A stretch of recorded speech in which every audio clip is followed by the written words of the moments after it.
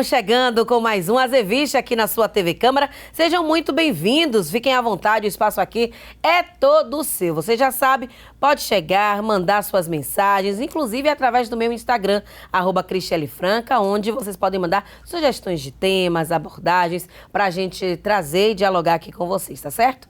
Hoje eu não vou dar mole para vocês não, e eu vou dar só algumas dicas para ver se vocês adivinham de quem eu estou falando. Como jornalista e consultora em diversidade racial, ela não apenas conta histórias, mas também as impulsiona. A atuação como produtora, apresentadora e repórter é apenas parte do que ela representa no cenário cultural e social. É a mente pensante de vários eventos, como Afropunk Bahia e Humor Negro, que deu origem, inclusive, ao especial e à série Humor Negro no Multishow e Globoplay, que reuniu, inclusive, os maiores talentos da comédia preta nacional. Essa criatura teve um papel crucial também no evento que trouxe para Salvador a presença da icônica Beyoncé e, semanalmente, apresenta um quadro num programa de TV, compartilhando um pouco da sua visão de mundo e suas vivências. Nascida no bairro do Curuzu, é neta de mãe Hilda Gitolu, matriarca do Ileaie, e traz uma jornada única como mulher preta e seguidora do candomblé. E aí, deu para adivinhar de quem mais ou menos eu estou falando? Não? Ah, minha filha, então ó, fique na visão, porque eu vou apresentar, conhecer e ter a oportunidade de dividir esse espaço aqui com ela, Val, bem-vindo. Seu nome é Val, e aí, querida? É, meu Deus, que honra. Menina, que apresentação. Gostou, Ninha? Menina, gostei. Fiquei assim, ansiosa pra conhecer essa pessoa também. Que a gente é dessa, apresentar os nossos e nossas, a gente tem que caprichar, né, não? É verdade, é verdade. Então, Val, eu fiz esse resuminho aí sobre você, mas eu quero pedir que você fale de você, né? Que fale um pouquinho da sua infância, da sua história, o que representou na sua vida crescer lá no Curuzu, vivendo e se relacionando, né? Com o pai, com a avó, todo mundo envolvido num terreiro e dando origem ao Ilê.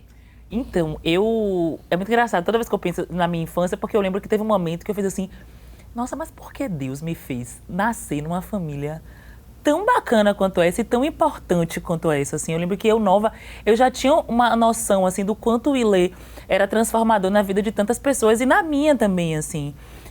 Eu fui uma criança preta, né, de candomblé, né, criada dentro do terreiro Axé de Tolu, criada ouvindo as músicas do Ilê, dentro do Ilê, vendo as mulheres pretas serem tratadas como rainhas, né, com aquelas músicas voltadas ali para a autoestima da beleza da mulher preta.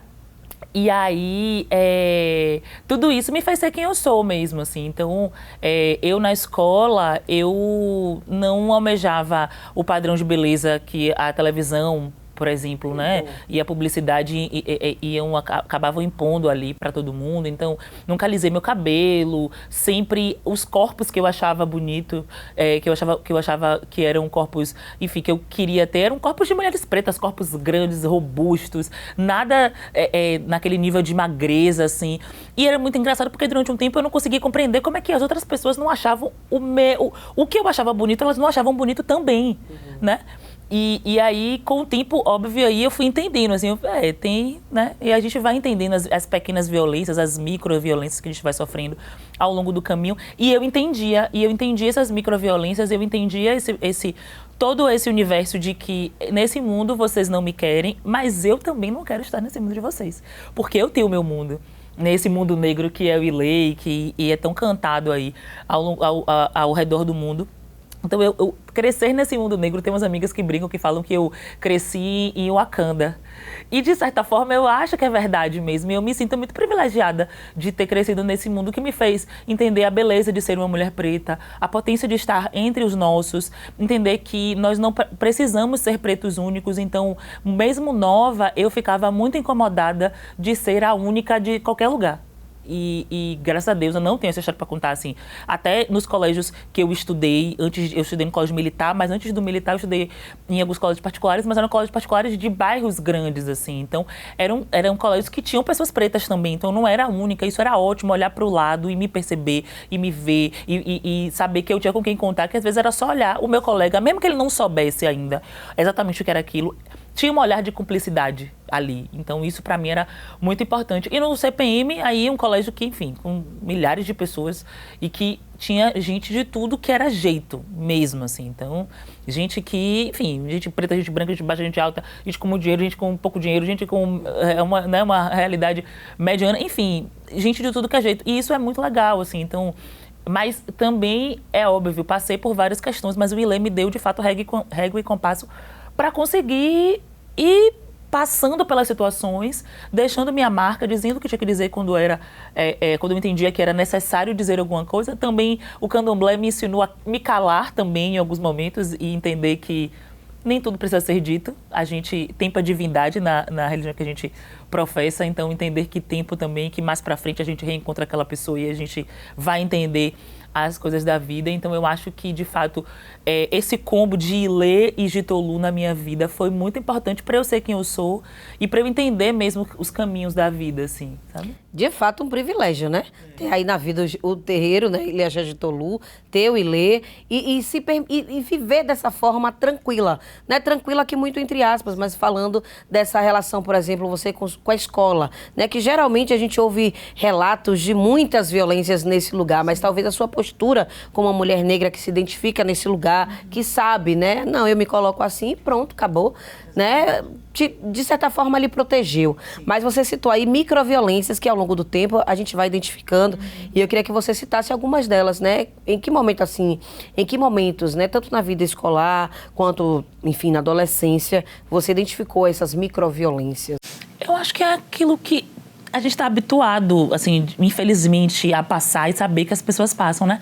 Mas aí você foi falando, eu fiquei lembrando de uma situação na escola, e aí tem muito a ver com o que eu falei sobre tempo, porque eu lembro que a gente era, sei lá, 6ª série, 8ª série, eu não lembro. E aí a gente, né, eu estudava em colégio militar, e aí no momento de aula vaga, a gente fazia a Ordem Unida, que era ficar marchando pela escola. Beleza, e a gente estava descendo para a Ordem Unida, estava com uma aula vaga, e no outro dia tem aquela feira literária. E essa feira literária era o momento que as meninas no colégio militar, que iam todos os dias do mesmo jeito, podiam mostrar os seus longos e alisados cabelos, seus brincos enormes e tal. E eu sempre fui muito produtora, então eu estava focada em fazer, porque eu não gostava de exatas, eu sempre fui muito de humanas também. Então eu falava assim, aqui é a minha oportunidade de tirar a nota máxima em exatas, né? Porque valia a nota da prova. Então eu ficava muito focada, assim, nisso e tal. Mas também meio que tipo, pô, vou pensar aqui numa roupinha bonitinha, num negocinho e tal. E aí eu lembro que nessa hora que a gente estava descendo pra Ordem Unida, meu colega fez assim, você vai usar que cabelo amanhã? Eu falei, o meu? Tipo, e eu usava cabelo trançado, só que preso, né, por causa do coque da escola. Aí ele, não, mas você vai assim, vir com ele assim. Aí eu falo, é o cabelo que eu tenho, qual é o problema? Boa. Aí ele, não, eu queria saber se ia saltar. Eu falei, não, é o que eu tenho, é o que eu gosto, é o que eu acho bonito. Aí eu lembro que ele tomou aquele baque assim, passou. Anos se passaram, anos, assim. Quando fez 10 anos que a gente saiu da escola, então já tinha mais de 10 anos dessa situação. Essa mesma pessoa, a gente fez um reencontro, assim, né, de 10 anos lá em casa. E aí, essa pessoa a gente estava conversando, essa pessoa e mais outros colegas. E aí eu peguei e contei esse caso. Esta pessoa fez assim, meu Deus, que absurdo, como é que alguém fala isso pra você? Eu mesmo sempre te achei tão bonita. Aí eu só fiz assim, foi mesmo. Aí eu falei, foi mesmo, você acredita mesmo que me disseram? Eu falei, velho... Mas nem reação de dizer tipo, nada. Vou dar, eu falei, tipo, a gente era criança. E eu entendo mesmo, porque a gente também, eu entendo que às vezes passa pela boca das pessoas, porque tá no mundo, né? É uma violência, é uma coisa, a gente fala do racismo estrutural. De fato, o racismo estrutural não marcou pra ele porque ele deve ter feito essa e tantas outras violências com tantas outras mulheres, pretas ou não, inclusive. Então, eu entendi naquele momento que talvez, assim, e de fato eu olho pra ele hoje e vejo uma outra pessoa, não vejo mais aquela pessoa. Então, essa foi uma das, e como eu também entendi, dei minha resposta, mas que tempo também me fez reativar esse momento de um outro jeito, por um outro ângulo, e entender também que, da mesma forma que tem gente que se descobre preto, sei lá, muito mais velho, vai ter gente que vai entender que fez algumas coisas que não se orgulha, né? E é isso, acho que foi também um momento de eu entender que, beleza, essa pessoa não é mais aquela mesma pessoa. Que bom. Pois é. Você falou do candomblé. Qual é o lugar do candomblé? Em que momento você dá a sua iniciação, né? E como contribui nessa sua construção como mulher preta? Eu cresci, literalmente, assim, nasci, eu saí da maternidade e fui direto para o terreiro, né? Então, eu fui criada muito em volta dos orixás, né? Dos voduns, dos encantados, dos erês, assim, uma coisa muito natural para mim. Então, a hierarquia do candomblé é uma coisa que está muito presente na minha casa e que se mistura, né? Então, as filhas de santo da minha avó são minhas tias. A mãe pequena da casa, né? Que era a mãe pequena da casa na época que minha avó era viva. Minha avó Maria era minha avó também. E depois que a gente vai crescendo e vai entendendo que essas relações são relações que não são sanguíneas, mas que são tão fortes quanto se fossem, assim. Como essas relações vão se misturando e como a hierarquia do candomblé foi muito importante para a minha vida. Sim, para a minha vida profissional, por exemplo. Assim, eu acho que no mercado de trabalho é importante você entender que você tem um chefe e que esse chefe, ele tem uma posição hierárquica ali acima de você, que não dá o direito dele te humilhar de nada, mas ele tem uma posição hierárquica acima de você e você precisa respeitar essa hierarquia. E dentro do candomblé a gente tem posições hierárquicas que são muito bem respeitadas e que às vezes, por exemplo, no meu caso, a minha prima mais nova, ela foi iniciada com 16. E eu só fui iniciada, acho que 2, 3 anos depois. E aí, ela é mais nova do que eu na idade, mas é mais velha do que eu dentro da religião. E isso tem que ser muito respeitado. E isso é muito respeitado, assim. Então, acho que a hierarquia do candomblé me ensinou muita coisa. Mas apesar de ter nascido no terreiro de candomblé, eu só fui me iniciar com 24 anos. Eu entrei com 24, fiz 25 anos dentro do Rundime, né? Então, assim... entender isso que eu falei, assim, eu respeito muito, apesar de tempo não ser uma entidade da minha nação, né, porque eu sou jeje, mas é uma entidade da nossa religião, então é uma entidade que eu respeito muito. E é isso, assim, eu entendi que era no tempo do orixá. Quando o povo me perguntava, eu falava assim, quando você vai fazer santo? Eu falei, quando o santo quiser ser feito. E assim aconteceu, assim, eu lembro que eu bolei, né, num determinado dia, um mês depois eu estava entrando para fazer meu santo. Porque eu falei assim, no tempo, agora, bora agora, e vamos sem nessa. Agonia, exatamente. sem reclamar. Exatamente. Eu fiz assim, eu sabia, eu tinha plena certeza de que eu seria iniciada, assim, eu sentia, enfim... Toda a minha trajetória era uma trajetória que levava a eu entender que, né, no dia que minha avó faleceu, eu senti umas coisas que eu nunca tinha sentido, assim. E aí eu lembro que uma que é de minha mãe Márcia, né, uma que é de lá do terreiro, falou isso pra mim, é o jeito dela dizer que é isso aí mesmo, assim, sabe? E eu fiquei... e aí, na hora que aconteceu, assim, eu fiz, não, é isso. Tipo, eu não tinha dúvidas. Porque eu tive o tempo para pensar e eu acompanhei muitas pessoas da minha família, pessoas que foram chegando no terreiro e se iniciando. Então, eu sabia exatamente... Não exatamente porque o segredo é o segredo, mesmo para quem está ali dentro, mas eu entendia a responsabilidade do que ia acontecer mesmo, assim. Tanto que o meu processo de resguardo, para mim, foi muito tranquilo. Eu lembro que as pessoas faziam, você vai ficar 1 ano de branco, você vai ficar 1 ano sem ir pra festa. Eu falei, gente, que tá tudo bem. É 1 ano, dentro de tantos anos que eu vou passar da minha vida, assim, sabe? E, assim, acabei de pagar agora a minha obrigação de 7 anos, que pra gente de candomblé é um processo muito... É um momento muito importante, é um ciclo, né, pra quem é iniciado. Então, assim, olha só, esse 1 ano já passou, eu já paguei minha obrigação de 3, eu já paguei minha obrigação de 7, e daqui a pouco é de 14, e é isso, assim, e vai, sabe? E vai. E esse 1 ano que todo mundo ficava, meu Deus, nossa, quantos 1 ano foram dentro desses anos todos até hoje, né? Então... eu sou, de fato, muito apaixonada pela minha religião e de como a gente constrói laços mesmo a partir da religiosidade, da nossa ancestralidade, como é importante a gente poder falar sobre isso tão abertamente aonde eu estou. Eu sou um corpo preto de candomblé. Eu posso não falar sobre isso, mas meu corpo é um corpo preto de candomblé. E quem é igual a mim vai olhar para mim e vai se reconhecer. E isso, para mim, é, assim, decisivo, sabe? Assim, pois é. É o que mais importa. Vamos falar de jornalismo? Vamos. Pronto, jornalismo. Que momento é que chega na vida de Val? Então, o jornalismo chegou pra mim... Eu sempre fui uma pessoa muito comunicativa, sempre gostei muito de escrever e tal. Mas eu decidi ser jornalista com 11 anos de idade. Uau! Porque eu vi Zileide Silva sendo jornalista. Ela era correspondente da Globo em Nova York em 2001, quando houve a queda das Torres Gêmeas.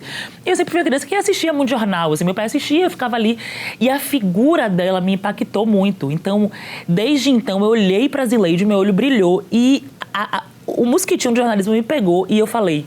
eu quero ser jornalista para ser correspondente da Globo em Nova York. Eu lembro que eu cresci falando isso. E minha mãe e meu pai, eles me criaram muito pro mundo. Então, eu lembro que quando eu falava isso, minha mãe fazia assim, vá mesmo, é bom que eu tenho uma casa para ficar em Nova York. Então, era o jeito dela de dizer, vá minha filha, é possível e eu tô aqui para poder te ajudar no que for preciso, assim. É o jeito que ela tinha de me dizer que ela acreditava em mim, sabe? Ela não falava, tipo, não, era sempre. E aí eu lembro que com 15 anos eu decidi, eu não queria fazer festa, nem eu nem minha prima, Sawane. E aí uma colega da escola foi pra Disney, eu cheguei pra minha mãe contando assim, minha mãe já não sabe, Gina foi pra Disney, contando o caso, que eu chegava pra minha mãe contando todo o meu dia. Falei, a menina de Gina foi pra Disney, mostrou as fotos pra gente, mas eu não sabia, eu não sabia nem onde era Disney, nem o que tinha na Disney, não sabia nada. Eu descobri por causa desse dia. E aí eu lembro que minha mãe fez, por que você não vai pra Disney? Você não quer festa? Saúde não quer festa? E nem eu, nem Leni também não quer? Por que você não vai pra Disney? Aí eu falei, tá bom, tudo bem. Vou lá ver esse negócio ver esse Mickey e tal. E aí, enfim, nesse processo eu lembro que meu pai tinha uma opcional pra ir pra Nova York. E isso pra mim marcou muito, porque meu pai perguntou se eu queria ir e eu falei. E eu tenho certeza que meu pai só me perguntou se eu queria ir pra Nova York porque desde os 11 anos de idade eu falava que queria ser correspondente da Globo em Nova York por conta de Zileide. E aí foi a forma de meu pai também me comunicar assim, é possível, vá, o que eu puder fazer pra proporcionar que você esteja nesse lugar, eu vou proporcionar, assim. E meus pais sempre acreditaram fundamentalmente em mim, assim. Então, a figura de Zileide foi muito importante para que eu entendesse que era possível. Foi ela que me despertou essa vontade. A figura de outras mulheres pretas, né? Glória Maria, Wanda Chase, aqui na Bahia. A figura de Rita, Maíra, foram sempre muito importantes para que eu fosse entendendo que era possível, que era possível, que era possível. Mas, assim, ter meus pais ali, tão perto, e podendo me proporcionar a estrutura que meus pais me proporcionaram e a forma como eles sempre acreditaram nos meus sonhos junto comigo, foi muito importante, assim. Há pouquíssimo tempo, eu conheci Zileide e eu tive uma crise de choro. Com Conceição Evaristo também não foi diferente. Mas é porque a minha vida é uma vida muito trilhada pela presença das mulheres pretas, assim, sabe? Pela presença de pessoas pretas, mas sobretudo de mulheres pretas. Que é isso, a presença, eu acho que a nossa presença é muito importante, eu tenho certeza, Cristiane, que a nossa presença, onde a gente tá, mostra pra alguém, em algum lugar, que é possível. E eu falo isso sem nenhuma vaidade. É porque a nossa presença é muito importante mesmo. Tenho certeza que aqui na Câmara, quando as pessoas... Alguém te vê e fala assim, meu Deus do céu, eu posso ter um programa, eu posso aparecer na televisão, eu posso, sabe, eu posso ser jornalista. Se a gente não se incentivar, não vai rolar, infelizmente. Então, eu acho que é a gente pela gente mesmo, assim, sabe? Então, eu valorizo muito a presença de pessoas pretas em todos os lugares que eu te falei. Eu não gosto de ser preta única. Então, onde eu chego, eu tô olhando, tô sozinha. Não quero estar sozinha. Eu tenho fulana, sabe? Eu não tô dizendo que a gente tem que ser amigo, não. Não é romantizando. Eu acho que a gente vai ter divergência, eu posso não gostar de você pode não gostar de mim, tá tudo certo. Mas eu vou sempre respeitar a presença de outra pessoa preta, meus espaços, assim. É isso, a gente foi... o tempo inteiro tentaram nos ensinar que a gente não era capaz, que não era possível. E essas pessoas pretas foram abrindo o caminho, assim, sabe? A gente tá num momento muito... que a gente ainda tem muita mato pra capinar, mas esse mato já tá muito baixo diante do que essas pessoas fizeram, assim. E, sobretudo, essas mulheres, porque é isso, é violência acima de violência. É o racismo, é o machismo, é o sexismo, né? No caso das mulheres trans, é a transfobia. Então, é muita coisa, sabe? Então, eu acho que a presença delas tem que ser festejada mesmo, e em vida, assim, sabe? Festejar a presença dessas mulheres, pra mim, assim, é o que é de mais importante. E é possível ser dessa forma, né? O que você diz assim, eu não quero estar sozinha nos espaços. Isso é muito importante, porque eu vejo, inclusive nas suas redes, eu acompanho, e é muito nítida a sua vontade de sempre estar puxando. Você chega num lugar e você quer chamar as pessoas para estar também com você nessa caminhada. O projeto, por exemplo, do Humor Negro, né, que você idealizou, é uma grande prova disso. Você carregou muita gente com você. Então, assim, eu queria que você falasse desse momento, né?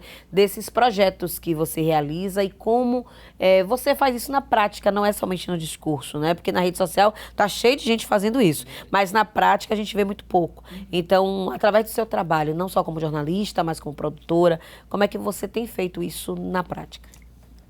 Assim, eu acho que a gente vive num mundo capitalista. Então, pra mim, o principal, assim, é que eu quero que a gente consiga pagar bem pessoas pretas. Porque perpassa pelo dinheiro, as pessoas precisam comer, as pessoas precisam ter acesso a lazer. E lazer, infelizmente, nesse momento é caro. As pessoas têm filho, têm mãe, enfim, tem um monte de coisa. Então, eu acho que a minha forma de poder ajudar e contribuir com a minha comunidade é devolvendo para a minha comunidade, mas o que eu puder fazer para devolver para a minha comunidade, perpassando pelo dinheiro, porque é sobre isso, assim, né? Infelizmente, a gente vive nesse mundo capitalista. Então, todos os meus trabalhos, eu penso assim, como é que eu posso oportunizar pessoas pretas a ganharem dinheiro também e passar a mensagem de que é possível estar. Então, o Humor Negro é esse projeto mesmo, assim, que eu, enfim, eu trabalhava com várias pessoas, né? Eu trabalhava com Maíra, trabalhava com Sullivan, tava ali e consumia muito humor. Eu falei assim, gente, como é que ninguém pensou em fazer um festival de humor chamado Humor Negro? Esse nome é um nome muito... Aí eu fiquei pesquisando. Na época, eu lembro que eu liguei pra Luana Xavier, eu fiz assim, não é possível que não tenha, não é possível. A gente pesquisou. Aí ela, não tem. Eu falei, então vamos fazer, velho. Vou fazer. Aí falei assim, vou fazer com as pessoas que estão perto de mim, assim. E aí, na época, né, chamei Sullivan, ele tava com um projeto na Rede Curta ainda com o Thiago Almazi, chamei Tiamar, e aí eu lembro que eu liguei pra Luana e falei assim, eu queria que você viesse pra ser apresentadora, mestre de cerimônia do evento. Ela, tá bom, daqui a pouco ela fez, eu sou atriz, vai fazer festival de teatro, eu não vou me apresentar enquanto atriz, eu vou fazer uma montagem. Eu falei, meu Deus do céu, e ela fez um monólogo. Até então era o único monólogo que ela tinha feito na época. E aí... E a minha ideia mesmo era ter uma equipe preta. Eu queria que tivesse... Era Humor Negro no palco, mas atrás também eu tinha uma equipe preta por trás, que tava ali acreditando e tal, mas que também... Gente, vamos aqui, o cachê, sabe? Porque eu acho que também é sobre isso. Porque às vezes senão a gente fica só na coisa do discurso, do nossa, vai ser tão importante, mas vai ser importante fazer. Porque as pessoas vão ver, é massa aparecer. Mas e o Pix?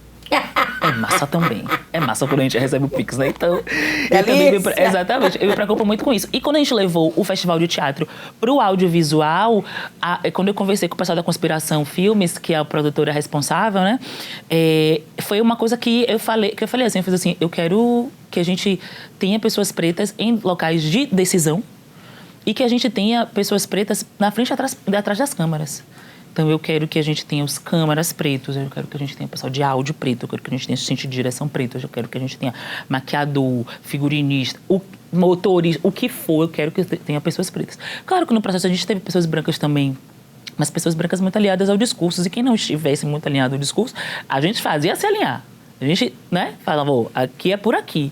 Porque eu acho que o festival é esse lugar de... Eu quero também falar sobre coisas legais, eu quero que as pessoas riam. Eu quero que as pessoas... Sabe, eu quero também parar com essa história de que a gente vai falar de preto, vai falar só de dor. Claro que a gente tem nossas questões e tal, mas a gente também tem muita coisa legal pra contar. A gente tem muita, né? E às vezes a gente transforma uma situação que é uma situação... que naquele momento é uma situação vexatória, uma situação que deixa a gente com medo, mas quando a gente vai contar em casa, aquele caso, menino, passei por que não sei o quê, e a gente se acaba de dar risada, né? E o Humor Negro é esse lugar também de identificação. Às vezes a gente ri do outro, mas a gente ri também porque a gente se reconhece no outro, a gente reconhece o irmão, o pai, a mãe. Então, o Humor Negro é esse lugar mesmo, assim, de acolhimento, mas sobretudo de riso, mas também de emoção, que a gente às vezes chora. Enfim, mas eu também acho, Shelly, que eu não estou inventando a roda mesmo, assim. Eu acho que eu tô só fazendo a roda girar. Sim. Eu tô só aqui, ó, e depois alguém vai continuar fazendo essa roda girar, porque é sobre isso mesmo, assim, sabe?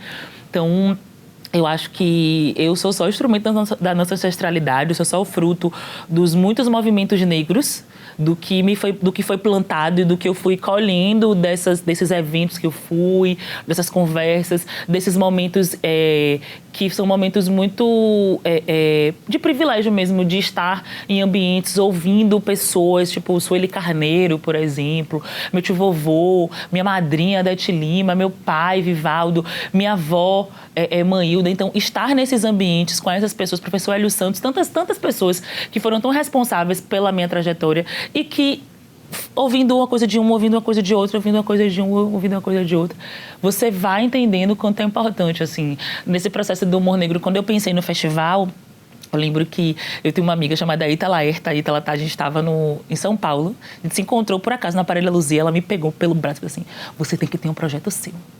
Você tem que ter um projeto seu. Você não é produtora de ficar fazendo projeto. Você tem que ter um projeto seu. Eu lembro que eu tenho meu olho encheu logo de lágrima. Aí eu... Tá bom. E aí, meses depois, apareceu. E não é que eu fiquei buscando exatamente, mas isso ficou na minha mente, assim, sabe? Que projeto é esse que eu posso também estar ali encabeçando e ajudando e direcionando, assim. Então, o Humor Negro é esse espaço, é esse filho meu, assim, que eu sou apaixonada. Mas eu também tenho muita sorte de estar envolvida em outros projetos, como o Afropunk, por exemplo, que é esse lugar também de levar entretenimento e lazer pro povo preto. E às vezes é muito chato quando a gente vai para um show, por exemplo, e aí você passa por uma situação de violência, tipo, na entrada do show, né? Tipo, sobretudo os homens pretos, aí o segurança vai e faz aquela abordagem ali truculenta e tal, agressiva. Isso é a preocupação que a gente tem no Afropunk, por exemplo. Então, é um lugar de lazer. Então, a gente quer que essa experiência seja uma experiência boa do início ao fim. Então, todos os colaboradores daquele espaço são colaboradores que são muito bem direcionados. Então, eu lembro que no primeiro Afropunk que a gente fez, eu lembro que uma das coisas que mais os caras pretos falavam pra mim é: meu Deus, foi a primeira vez que eu não tomei baculejo. Foi a primeira vez que que o segurança quase me pediu, assim, desculpa, por favor, sabe, assim. E assim, como tem que ser, porque é óbvio, todo mundo tem que fazer o seu trabalho. É óbvio. Tem que ter ali a abordagem da segurança para poder ver se não está entrando com material que não é permitido. Mas de que forma? Precisa mesmo ser de forma truculenta? E por que só com os homens pretos, por exemplo? Por que só com as pessoas pretas? Então, eu acho que o Afropunk é esse espaço em que a gente pensa na comodidade e no lazer desse público também. Mas, para além disso, a gente quer ter o artista preto ali, mas a gente quer ter a equipe preta por trás, porque a gente sabe que às vezes a gente chega no espaço até como artista e várias pessoas já têm relatos como esse, e às vezes o produtor branco vai te tratar como nada. E que não deveria tratar ninguém desse jeito, né? Mas só trata quem é preto. Então, no Afropunk é esse lugar que a gente tenta ao máximo, e eu espero que a gente consiga fazer essa experiência ser tranquila e acolhedora para todo mundo. Então, eu acho que eu agradeço muito por poder participar de projetos que pensam o corpo preto, as experiências das pessoas pretas do início ao fim mesmo, assim, sabe? E nesse lugar de lazer e de trazer, enfim, riso, leveza, que também a gente precisa dessa... E muito, precisamos e muito. Olha, a gente vai fazer nossa pausa rapidinho pro intervalo, vamos beber nossa água, dar nossa relaxadinha. Você faz a mesma coisa do lado de lá. Daqui a pouco a gente volta conversando ainda mais com o Val Bem-vindo, entendendo como foi essa participação dela na vinda de Beyoncé aqui para Salvador, novos projetos e tem muita coisa ainda pra gente conversar. Não saia daí.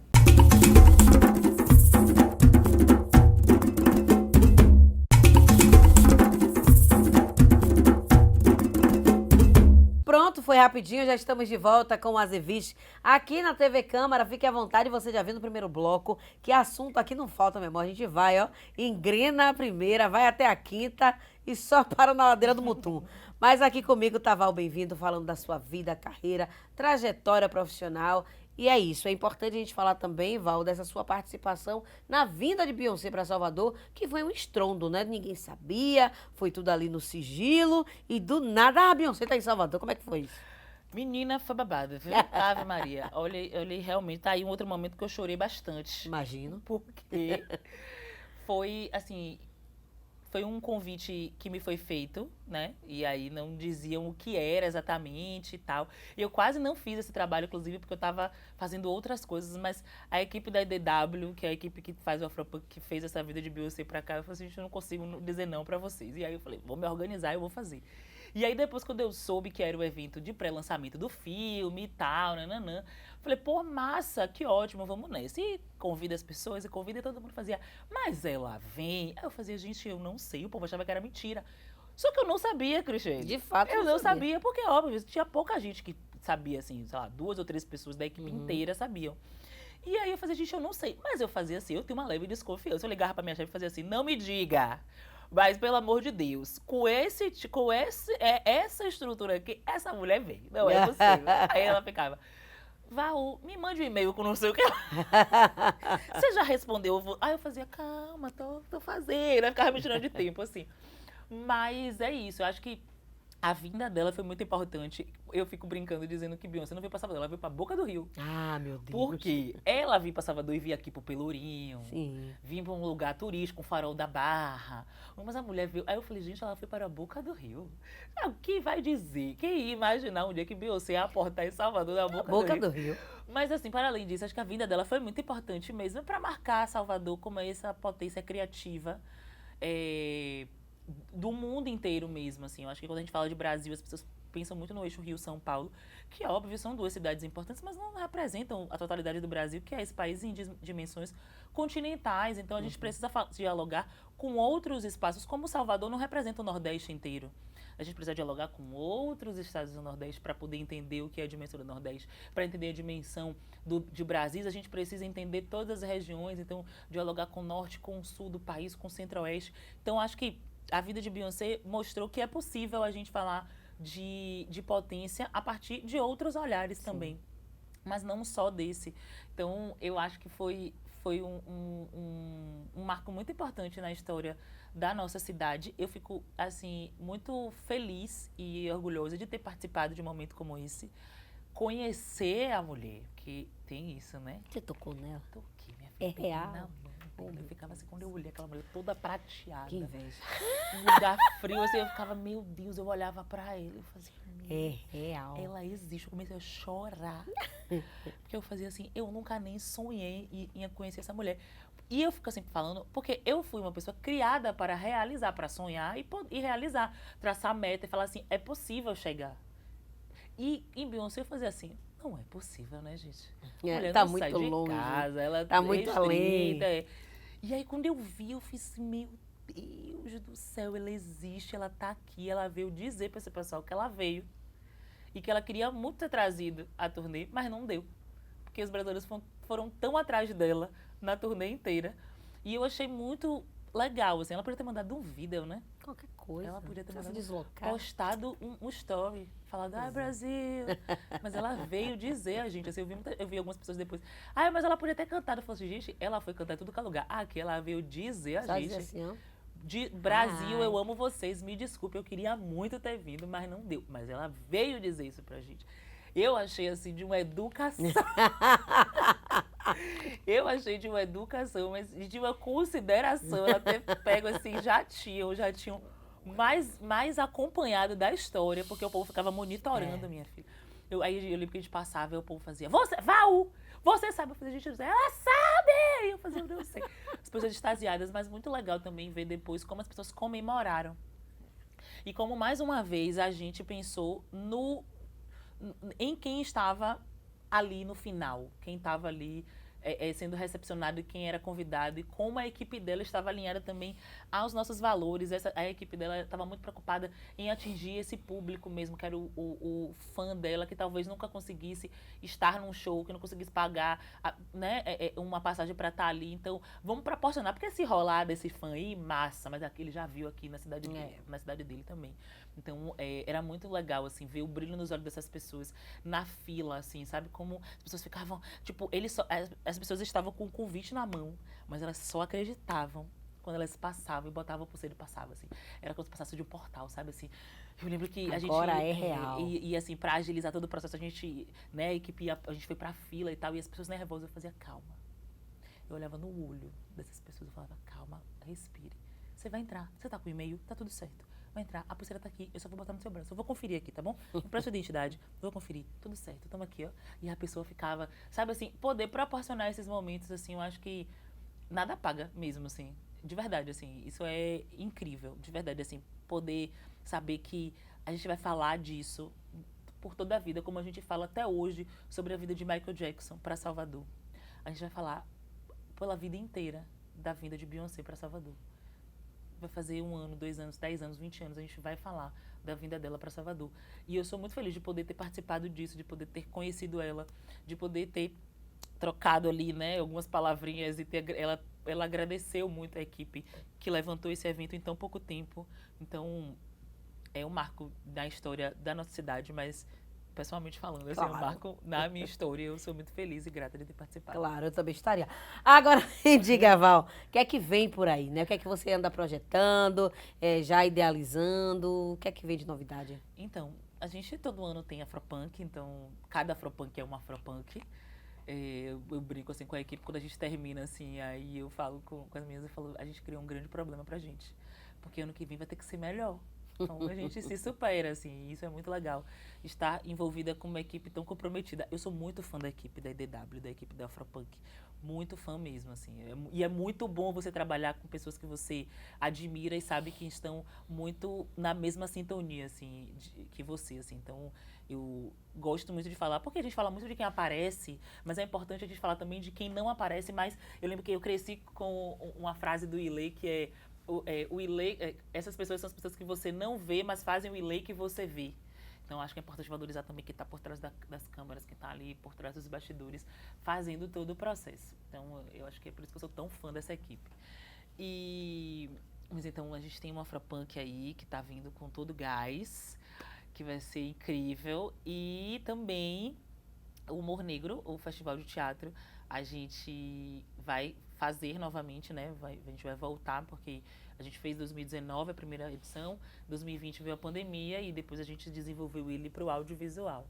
Então a ideia é que a gente retome esse projeto também no teatro.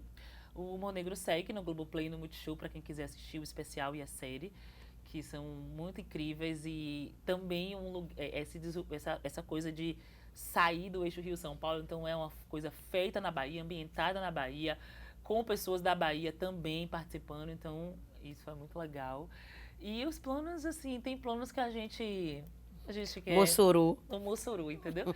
Que são projetos que estão por vir aí, de coisas da minha vida, mas que sempre com esse foco, assim, de que eu quero também trazer os meus comigo. É isso aí. Depois você me conta e manda, por favor, ali no privado, que depois a gente vai divulgando aos poucos por aqui.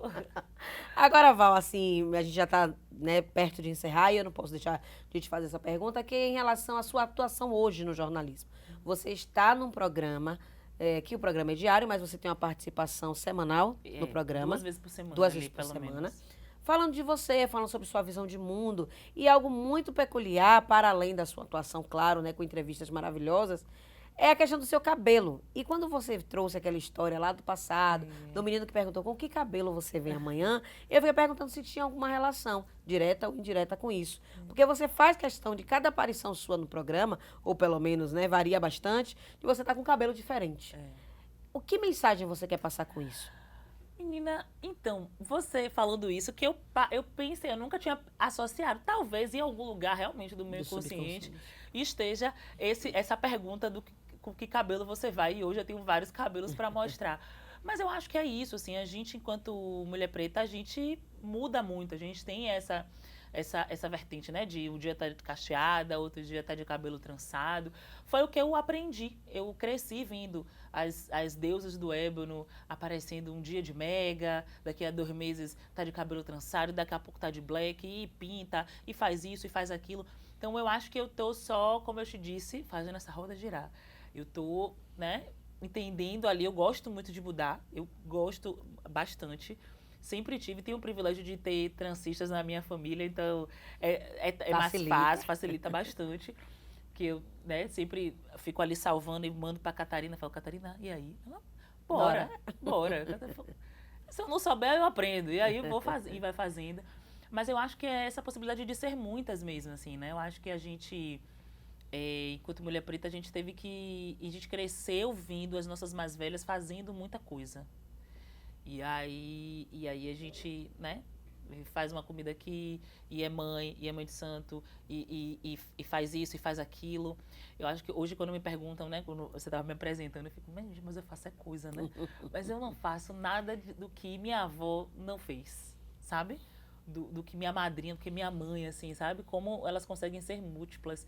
E eu acho que, em algum lugar, essa minha mudança também de cabelo reflete um pouco disso, assim. Dessa multiplicidade que a gente tem dentro da gente, de como a gente consegue se reinventar mesmo, assim. Então, acordar e pensar, em que mood eu vou estar hoje? Eu vou estar mais, assim, cheia, mais, né? Ou mais Lazer, curtinha, lisa. E é isso, assim. E nos disseram que a gente tinha que ser de um jeito, de determinado jeito. Então, durante muito tempo, as mulheres pretas tinham que alisar o cabelo para caber dentro de um padrão. Ainda mais, só fazendo um adendo aqui, no universo da TV. Exatamente. Né? Que a gente sempre tinha as mulheres negras no padrão e a coisa foi se modificando de forma bem sutil. Primeiro uma trança, depois um cabelo mais cacheado, mas aí vem você e pá, larga a tranção, larga a blecão, tá nem aí.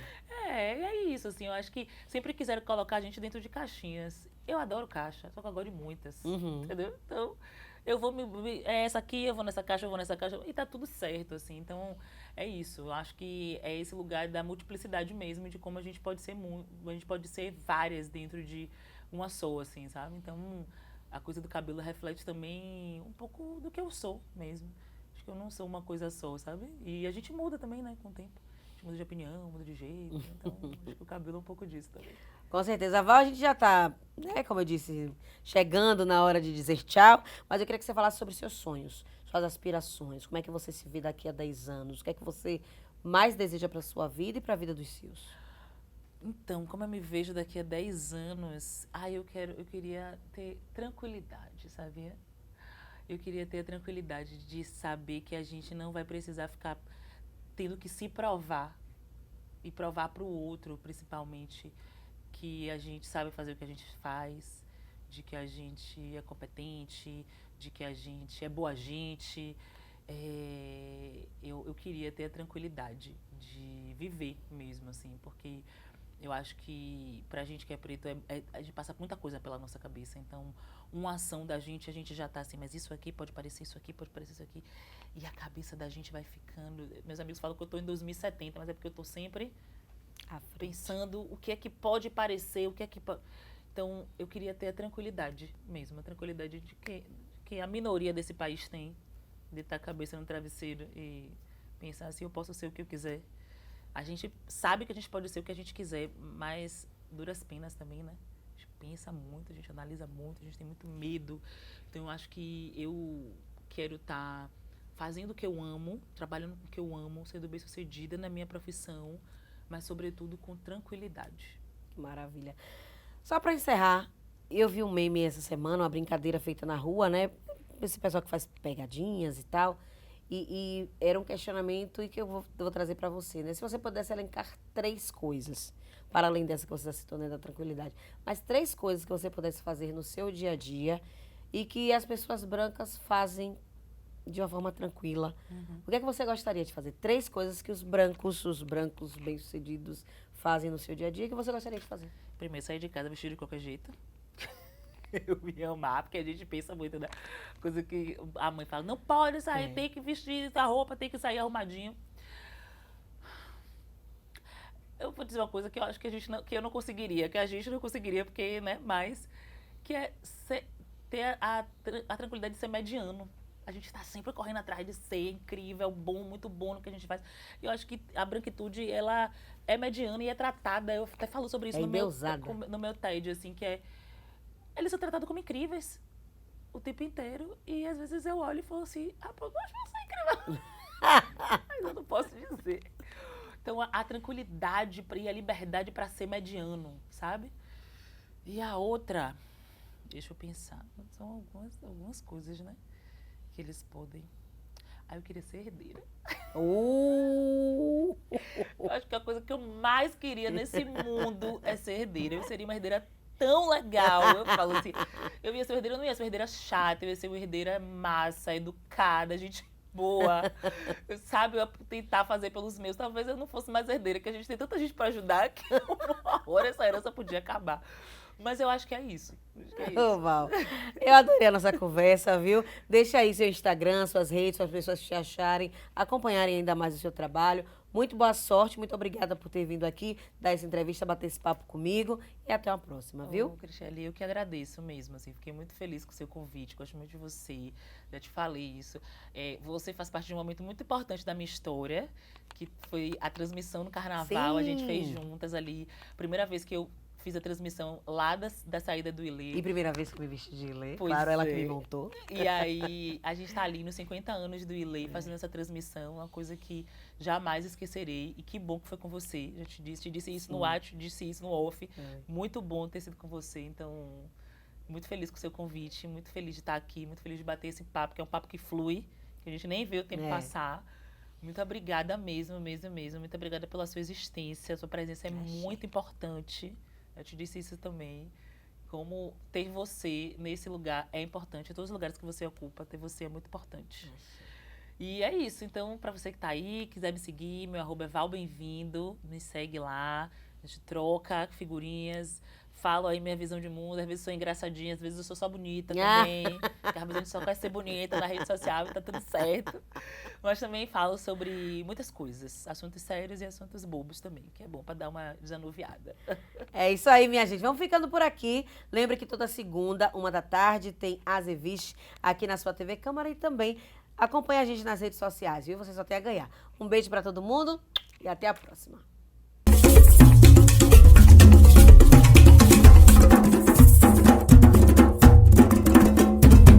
Oi, meu povo! Estamos chegando com mais um Azeviche aqui na sua TV Câmara. Sejam muito bem-vindos, fiquem à vontade, o espaço aqui é todo seu. Você já sabe, pode chegar, mandar suas mensagens, inclusive através do meu Instagram, @CristieleFranca, onde vocês podem mandar sugestões de temas, abordagens, pra gente trazer e dialogar aqui com vocês, tá certo? Hoje eu não vou dar mole pra vocês não, e eu vou dar só algumas dicas pra ver se vocês adivinham de quem eu estou falando. Como jornalista e consultora em diversidade racial, ela não apenas conta histórias, mas também as impulsiona. A atuação como produtora, apresentadora e repórter é apenas parte do que ela representa no cenário cultural e social. É a mente pensante de vários eventos, como Afropunk Bahia e Humor Negro, que deu origem, inclusive, ao especial e à série Humor Negro no Multishow e Globoplay, que reuniu, inclusive, os maiores talentos da comédia preta nacional. Essa criatura teve um papel crucial também no evento que trouxe para Salvador a presença da icônica Beyoncé e, semanalmente, apresenta um quadro num programa de TV, compartilhando um pouco da sua visão de mundo e suas vivências. Nascida no bairro do Curuzu, é neta de mãe Hilda Gitolu, matriarca do Ileaí, e traz uma jornada única como mulher preta e seguidora do candomblé. E aí, deu pra adivinhar de quem mais ou menos eu tô falando? Não? Ah, minha filha, então ó, fique na visão, porque eu vou apresentar, conhecer e ter a oportunidade de dividir esse espaço aqui com ela, Val, bem-vindo. Seu nome é Val. E aí, querida? É, meu Deus, que honra. Menina, que apresentação. Gostou, Ninha? Menina, gostei. Fiquei assim, ansiosa pra conhecer essa pessoa também. Que a gente é dessa. Apresentar os nossos e nossas, a gente tem que caprichar, né, não? É verdade. Então, Val, eu fiz esse resuminho aí sobre você, mas eu quero pedir que você fale de você, né? Que fale um pouquinho da sua infância, da sua história, o que representou na sua vida crescer lá no Curuzu, vivendo e se relacionando, né, com o pai, com a avó, todo mundo envolvido num terreiro e dando origem ao Ilê. Então, é muito engraçado, toda vez que eu penso na minha infância, porque eu lembro que teve um momento que eu fiz assim, nossa, mas por que Deus me fez nascer numa família tão bacana quanto essa e tão importante quanto essa, assim. Eu lembro que eu já tinha uma noção, assim, do quanto o Ilê era transformador na vida de tantas pessoas e na minha também, assim. Eu fui uma criança preta, né, de candomblé, né, criada dentro do terreiro Axé de Tolu, criada ouvindo as músicas do Ilê, dentro do Ilê, vendo as mulheres pretas serem tratadas como rainhas, né, com aquelas músicas voltadas ali para a autoestima da beleza da mulher preta. E aí, tudo isso me fez ser quem eu sou mesmo, assim. Então, eu na escola, eu não almejava o padrão de beleza que a televisão, por exemplo, né? E a publicidade acabavam impondo ali para todo mundo. Então, nunca alisei meu cabelo. Sempre os corpos que eu achava bonito, que eu achava que eram corpos, enfim, que eu queria ter, eram corpos de mulheres pretas, corpos grandes, robustos, nada naquele nível de magreza, assim. E era muito engraçado porque durante um tempo eu não conseguia compreender como é que as outras pessoas não achavam o que eu achava bonito, elas não achavam bonito também, né?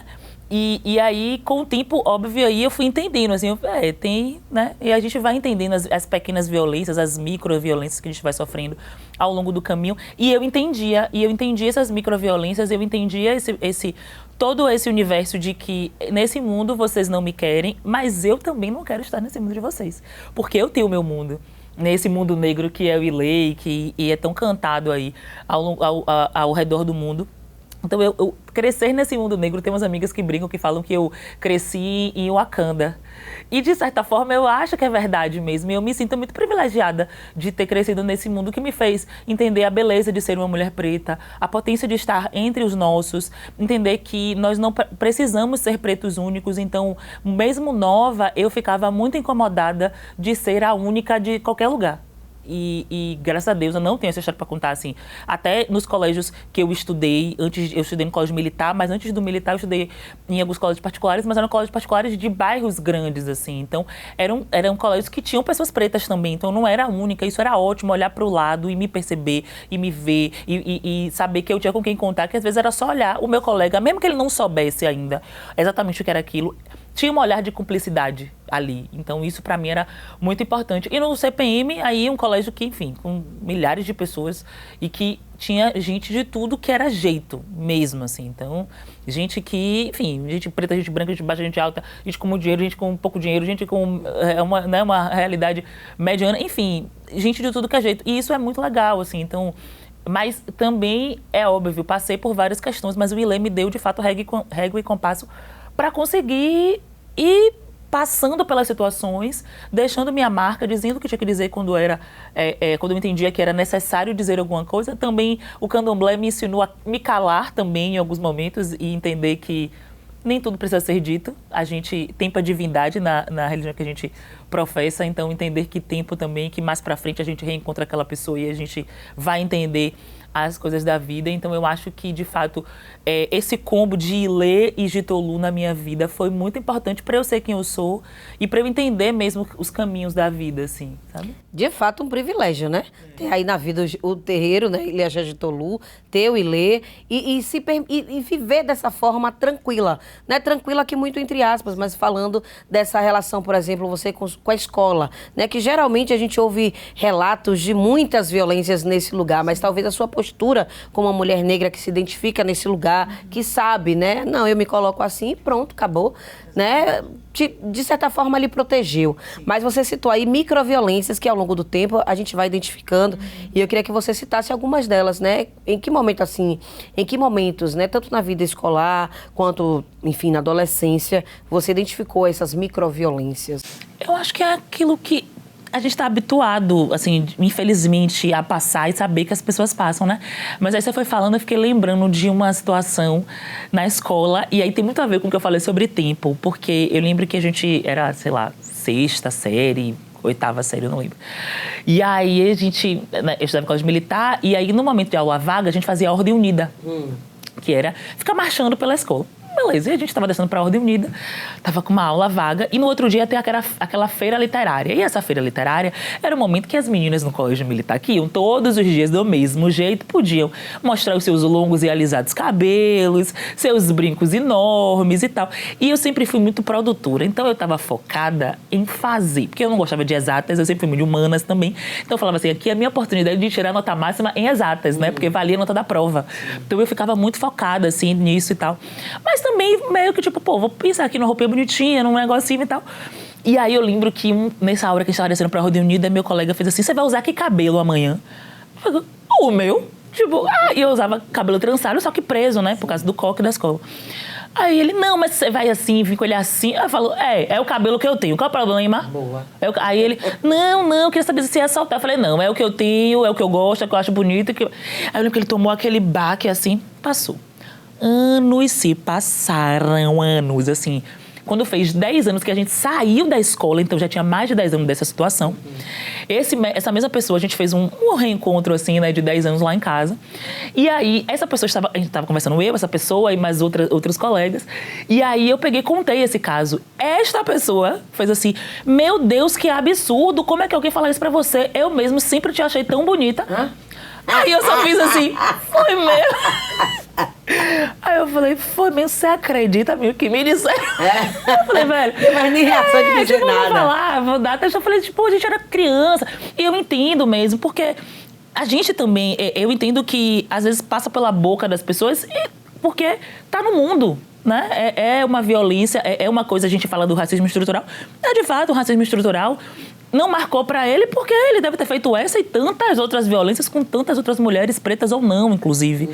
Então, eu entendi naquele momento que talvez, assim, e de fato eu olho pra ele hoje e vejo uma outra pessoa, não vejo mais aquela pessoa. Então, essa foi uma das, e como eu também entendi, dei minha resposta, mas que tempo também me fez reativar esse momento de um outro jeito, por um outro ângulo, e entender também que, da mesma forma que tem gente que se descobre preto, sei lá, muito mais velho, vai ter gente que vai entender que fez algumas coisas que não se orgulha, né? E é isso, acho que foi também um momento de eu entender que, beleza, essa pessoa não é mais aquela mesma pessoa. Que bom. Pois é. Você falou do candomblé. Qual é o lugar do candomblé? Em que momento se dá a sua iniciação, né? E como contribui nessa sua construção como mulher preta? Eu cresci, literalmente, tipo assim, eu saí da maternidade e fui direto para o terreiro, né? Então, eu fui criada muito em volta dos orixás, né? Dos voduns, dos encantados, dos erês, assim, uma coisa muito natural para mim.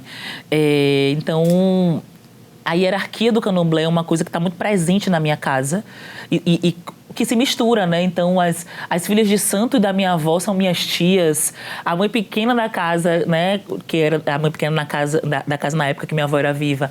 Minha avó Maria era minha avó também. E depois que a gente vai crescendo e vai entendendo que essas relações são relações que não são sanguíneas, mas que são tão fortes quanto se fossem, assim. Como essas relações vão se misturando e como a hierarquia do candomblé foi muito importante para a minha vida. Sim, para a minha vida profissional, por exemplo. Assim, eu acho que no mercado de trabalho é importante você entender que você tem um chefe e que esse chefe, ele tem uma posição hierárquica ali acima de você, que não dá o direito dele te humilhar de nada, mas ele tem uma posição hierárquica acima de você e você precisa respeitar essa hierarquia.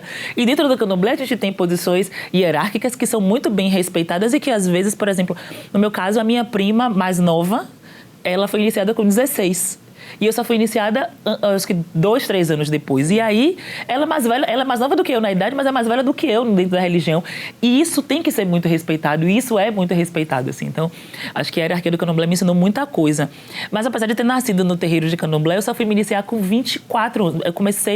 Eu entrei com 24 e fiz 25 anos dentro do Rundime, né? Então, assim... entender isso que eu falei, assim, eu respeito muito, apesar de tempo não ser uma entidade da minha nação, né, porque eu sou jeje, mas é uma entidade da nossa religião, então é uma entidade que eu respeito muito, e é isso, assim, eu entendi que era no tempo do orixá. Quando o povo me perguntava, falava assim, quando que você vai fazer santo? Eu falei, quando o santo quiser ser feito. E assim aconteceu, assim, eu lembro que eu bolei, né, num determinado dia, um mês depois eu estava entrando para fazer meu santo, que eu falei assim, no tempo, agora, bora agora, e vamos sem nessa. Agonia, exatamente. Sem reclamar. Exatamente. Eu fiz assim, eu sabia, eu tinha plena certeza de que eu seria iniciada, assim, eu sentia, enfim... Toda a minha trajetória era uma trajetória que levava a eu entender que, né, no dia que minha avó faleceu, eu senti umas coisas que eu nunca tinha sentido, assim. E aí eu lembro que uma que é de minha mãe Márcia, né, uma que é de lá do terreiro, falou isso pra mim, é o jeito dela dizer que é isso aí mesmo, assim, sabe? E eu fiquei... e aí, na hora que aconteceu, assim, eu fiz, não é isso, tipo, eu não tinha dúvidas, porque eu tive o tempo para pensar e eu acompanhei muitas pessoas da minha família, pessoas que foram chegando no terreiro e se iniciando, então, eu sabia exatamente, não exatamente porque o segredo é o segredo, mesmo para quem está ali dentro, mas eu entendia a responsabilidade do que ia acontecer mesmo, assim. Tanto que o meu processo de resguardo, para mim, foi muito tranquilo. Eu lembro que as pessoas faziam, você vai ficar 1 ano de branco, vai ficar 1 ano sem ir pra festa. Eu falei, gente, que tá tudo bem. É 1 ano, dentro de tantos anos que eu vou passar da minha vida, assim, sabe? E, assim, acabei de pagar agora a minha obrigação de 7 anos, que pra gente de candomblé é um processo muito... É um momento muito importante, é um ciclo, né, pra quem é iniciado. Então, assim, olha só, esse um ano já passou, eu já paguei minha obrigação de 3, eu já paguei minha obrigação de 7, e daqui a pouco é de 14, e é isso, assim, e vai, sabe, e vai. E esse um ano que todo mundo ficava, meu Deus, nossa, quantos um ano foram dentro desses anos todos até hoje, né? Então, eu sou, de fato, muito apaixonada pela minha religião e de como a gente constrói laços mesmo, a partir da religiosidade, da nossa ancestralidade, como é importante a gente poder falar sobre isso tão abertamente. Aonde eu estou, eu sou um corpo preto de candomblé. Eu posso não falar sobre isso, mas meu corpo é um corpo preto de candomblé. E quem é igual a mim vai olhar pra mim e vai se reconhecer. E isso pra mim é, assim, decisivo, sabe? Assim, pois é. É o que mais importa. Vamos falar de jornalismo? Vamos. Pronto. Jornalismo. Que momento é que chega na vida de Val? Então, o jornalismo chegou pra mim... Eu sempre fui uma pessoa muito comunicativa, sempre gostei muito de escrever e tal. Mas eu decidi ser jornalista com 11 anos de idade. Uau! Porque eu vi Zileide Silva sendo jornalista. Ela era correspondente da Globo em Nova York em 2001, quando houve a queda das Torres Gêmeas. Eu sempre fui uma criança que assistia muito jornal. Assim, meu pai assistia, eu ficava ali. E a figura dela me impactou muito. Então, desde então, eu olhei para Zileide, meu olho brilhou. E o mosquitinho do jornalismo me pegou e eu falei... Eu quero ser jornalista para ser correspondente da Globo em Nova York. Eu lembro que eu cresci falando isso. E minha mãe e meu pai, eles me criaram muito pro mundo. Então, eu lembro que quando eu falava isso, minha mãe fazia assim, vá mesmo, é bom que eu tenho uma casa para ficar em Nova York. Então, era o jeito dela de dizer, vá minha filha, é possível e eu tô aqui para poder te ajudar no que for preciso, assim. É o jeito que ela tinha de me dizer que ela acreditava em mim, sabe? Ela não falava, tipo, não, era sempre. E aí eu lembro que com 15 anos eu decidi, eu não queria fazer festa, nem eu nem minha prima, Saone. E aí uma colega da escola foi pra Disney, eu cheguei pra minha mãe contando assim, minha mãe já não sabe, Gina foi pra Disney, contando o caso, que eu chegava pra minha mãe contando todo o meu dia. Falei, a menina de Gina foi pra Disney, mostrou as fotos pra gente, mas eu não sabia, eu não sabia nem onde era Disney, nem o que tinha na Disney, não sabia nada. Eu descobri por causa desse dia. E aí eu lembro que minha mãe fez, por que você não vai pra Disney? Você não quer festa? Saúde não quer festa? E nem eu, nem Leni também não quer? Por que você não vai pra Disney? Aí eu falei, tá bom, tudo bem. Vou lá ver esse negócio. Vou ver esse Mickey e tal. E aí, enfim, nesse processo eu lembro que meu pai tinha uma opcional pra ir pra Nova York. E isso pra mim marcou muito, porque meu pai perguntou se eu queria ir e eu falei. E eu tenho certeza que meu pai só me perguntou se eu queria ir pra Nova York porque desde os 11 anos de idade eu falava que queria ser correspondente da Globo em Nova York, por conta de Zileide. E aí foi a forma de meu pai também me comunicar assim, é possível, vá, o que eu puder fazer para proporcionar que você esteja nesse lugar, eu vou proporcionar, assim. E meus pais sempre acreditaram fundamentalmente em mim, assim. Então, a figura de Zileide foi muito importante para que eu entendesse que era possível. Foi ela que me despertou essa vontade. A figura de outras mulheres pretas, né? Glória Maria, Wanda Chase, aqui na Bahia.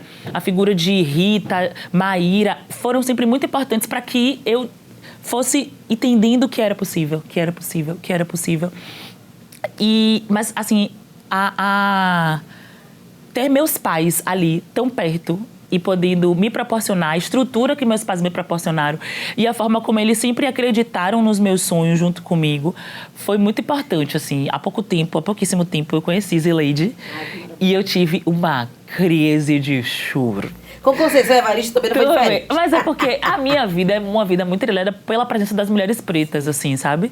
Pela presença de pessoas pretas, mas sobretudo de mulheres pretas. Que é isso, a presença, eu acho que a nossa presença é muito importante, eu tenho certeza, Cristiane, que a nossa presença, onde a gente tá, mostra pra alguém, em algum lugar, que é possível. E eu falo isso sem nenhuma vaidade. É porque a nossa presença é muito importante mesmo. Tenho certeza que aqui na Câmara, quando as pessoas... Alguém te vê e fala assim, meu Deus do céu, eu posso ter um programa. Eu posso aparecer na televisão. Eu posso, sabe? Eu posso ser jornalista. Se a gente não se incentivar, não vai rolar, infelizmente. Então, eu acho que é a gente pela gente mesmo, assim, sabe? Então, eu valorizo muito a presença de pessoas pretas em todos os lugares que eu te falei. Eu não gosto de ser preta única. Então, onde eu chego, eu tô olhando, tô sozinha. Não quero estar sozinha. Eu tenho fulana, sabe? Eu não tô dizendo que a gente tem que ser amigo, não. Não é romantizando. Eu acho que a gente vai ter divergência, eu posso não gostar de você pode não gostar de mim, tá tudo certo. Mas eu vou sempre respeitar a presença de outra pessoa preta, meus espaços, assim. É isso, a gente foi o tempo inteiro tentaram nos ensinar que a gente não era capaz, que não era possível. E essas pessoas pretas foram abrindo caminho, assim, sabe? A gente tá num momento muito... que a gente ainda tem muito mato pra capinar, mas esse mato já tá muito baixo diante do que essas pessoas fizeram, assim. E, sobretudo, essas mulheres, porque é isso, é violência em cima de violência. É o racismo, é o machismo, é o sexismo, né? No caso das mulheres trans, é a transfobia. Então, é muita coisa, sabe? Então, eu acho que a presença delas tem que ser festejada mesmo, e em vida, assim, sabe? Festejar a presença dessas mulheres, pra mim, assim, é o que é de mais importante. E é possível ser dessa forma, né? O que você diz assim, eu não quero estar sozinha nos espaços. Isso é muito importante, porque eu vejo, inclusive nas suas redes, eu acompanho, e é muito nítida a sua vontade de sempre estar puxando. Você chega num lugar e você quer chamar as pessoas para estar também com você nessa caminhada. O projeto, por exemplo, do Humor Negro, né, que você idealizou, é uma grande prova disso. Você carregou muita gente com você. Então, assim, eu queria que você falasse desse momento, né? Desses projetos que você realiza e como você faz isso na prática, não é somente no discurso, né? Porque na rede social tá cheio de gente fazendo isso, mas na prática a gente vê muito pouco. Então, através do seu trabalho, não só como jornalista, mas como produtora, como é que você tem feito isso na prática? Assim, eu acho que a gente vive num mundo capitalista. Então, pra mim, o principal, assim, é que eu quero que a gente consiga pagar bem pessoas pretas. Porque perpassa pelo dinheiro, as pessoas precisam comer, as pessoas precisam ter acesso a lazer.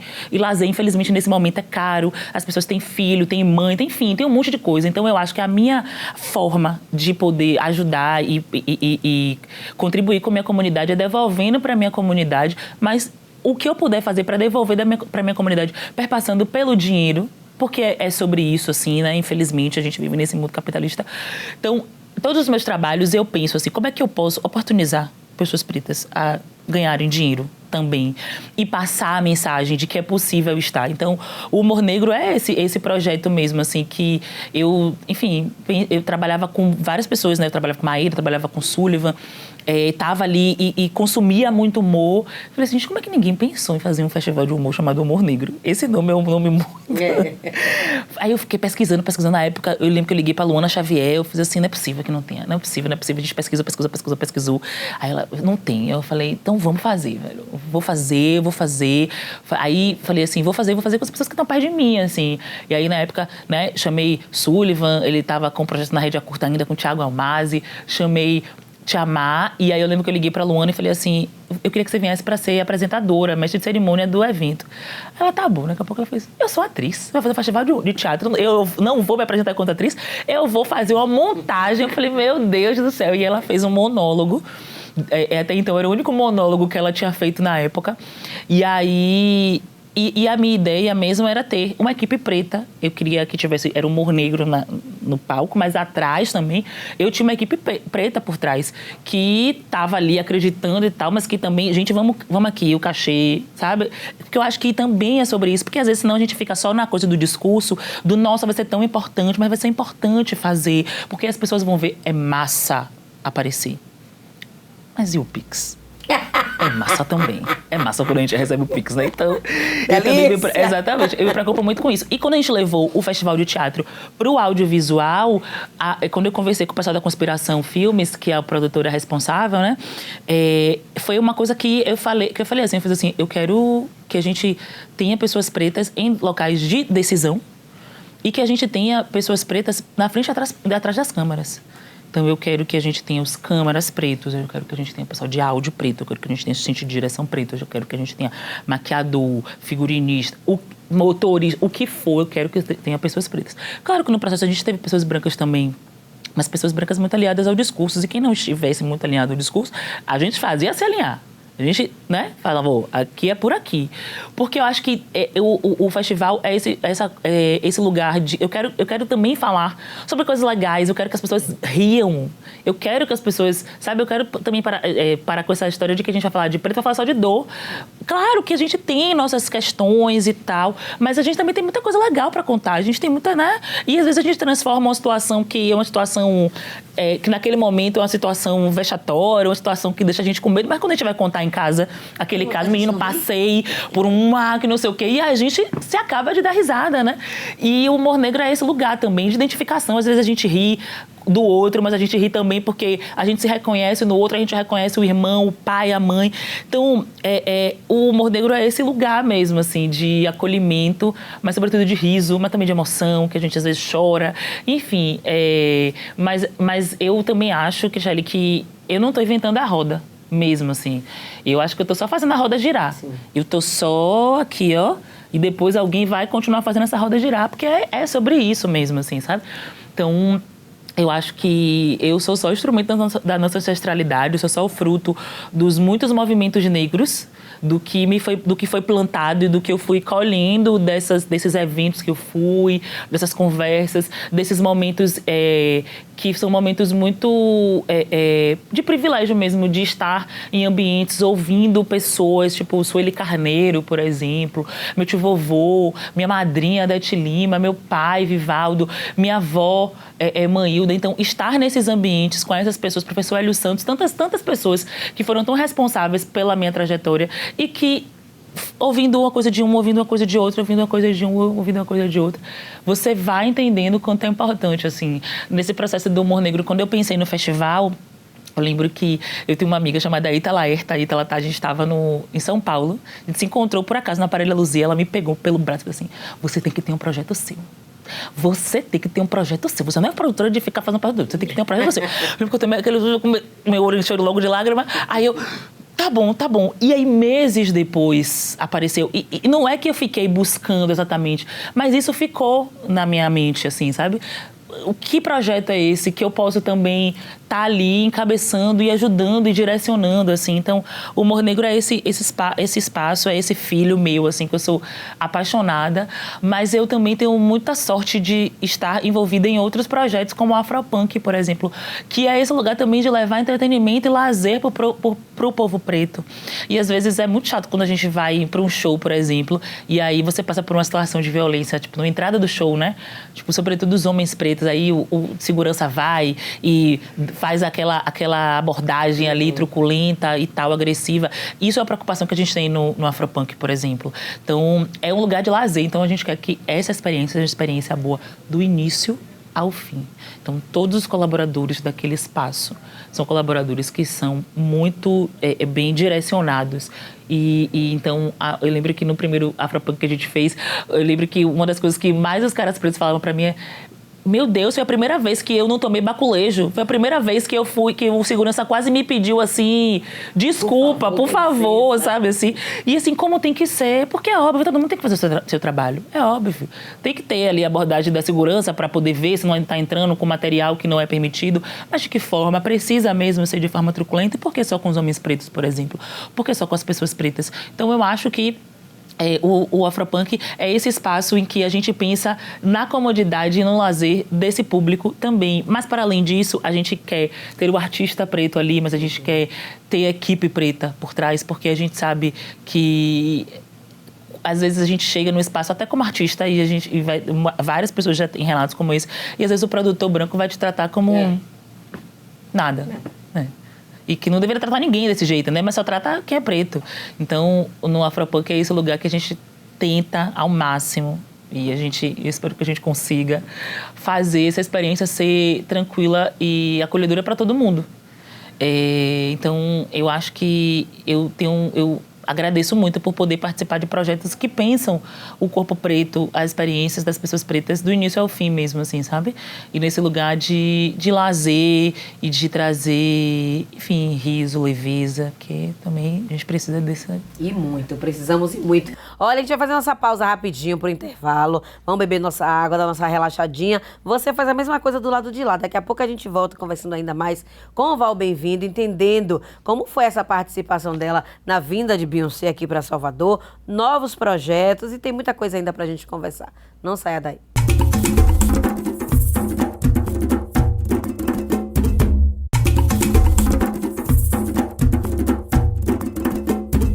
Pronto, foi rapidinho, já estamos de volta com o Azeviche aqui na TV Câmara. Fique à vontade, você já viu no primeiro bloco que assunto aqui não falta, meu irmão. A gente vai, ó, engrena a primeira, vai até a quinta e só para na ladeira do Mutum. Mas aqui comigo tá Val Bem-vindo, falando da sua vida, carreira, trajetória profissional. E é isso, é importante a gente falar também, Val, dessa sua participação na vinda de Beyoncé para Salvador, que foi um estrondo, né? Ninguém sabia, foi tudo ali no sigilo e do nada a Beyoncé tá em Salvador. Como é que foi isso? Menina, foi babado, viu? Ave Maria. Olhei realmente, tá aí um outro momento que eu chorei bastante. Imagino. Porque foi, assim, foi um convite que me foi feito, né? E aí não diziam o que era exatamente e tal. E eu quase não fiz esse trabalho, inclusive, porque eu tava fazendo outras coisas, mas a equipe da IDW, que é a equipe que faz o Afropunk, que fez essa vida de Beyoncé pra cá, eu falei assim, gente, eu não consigo dizer não pra vocês. E aí eu falei, vou me organizar, eu vou fazer. E aí depois, quando eu soube que era o evento de pré-lançamento do filme e tal, nananã, falei, pô, massa, que ótimo, vamos nessa. E convida as pessoas, e convida, e todo mundo fazia, mas ela vem. Aí eu fazia, gente, eu não sei, o povo achava que era mentira. Só que eu não sabia, Cristiane. De fato, eu não sabia, porque, óbvio, tinha pouca gente que sabia, assim, sei lá, 2 ou 3 pessoas da equipe inteira sabiam. E aí eu fazia, gente, eu não sei. Mas eu fazia assim, eu tenho uma leve desconfiança. Eu ligava pra minha chefe e fazia assim, não me diga, mas pelo amor de Deus, essa estrutura aqui, essa mulher veio. Não é possível. Aí ela ficava, Val, me mande um e-mail com não sei o que. Você já respondeu? Aí eu fazia, calma, tô fazendo. Aí ficava me tirando de tempo, assim. Mas é isso, eu acho que a vinda dela foi muito importante. Eu fico brincando dizendo que Beyoncé não veio pra Salvador, ela veio pra Boca do Rio. Ah, meu Deus. Porque ela veio pra Salvador e veio aqui pro Pelourinho, vinha pra um lugar turístico, um farol da Barra. Mas a mulher veio. Aí eu falei, gente, ela foi para a Boca do Rio. O que vai dizer? Quem ia imaginar um dia que Beyoncé ia aportar em Salvador da Boca do Rio? Mas assim, para além disso, acho que a vinda dela foi muito importante mesmo pra marcar Salvador como essa potência criativa.